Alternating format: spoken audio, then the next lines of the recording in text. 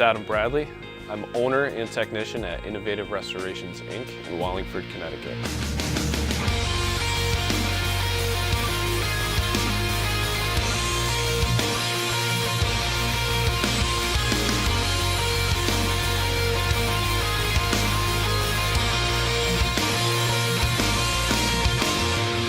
Innovative Restorations opened up in 2013 in Durham in a 3,800 square foot facility.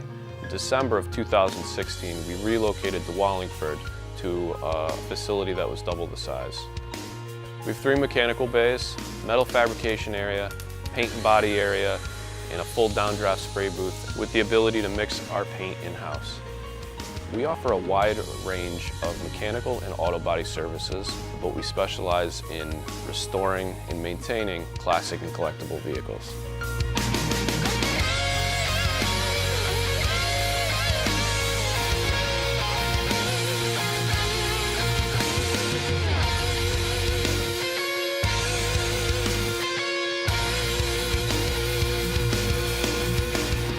We are open to the public Monday through Friday, 8 to 5. Our technicians' hours are Monday through Thursday from 7 to 5:30.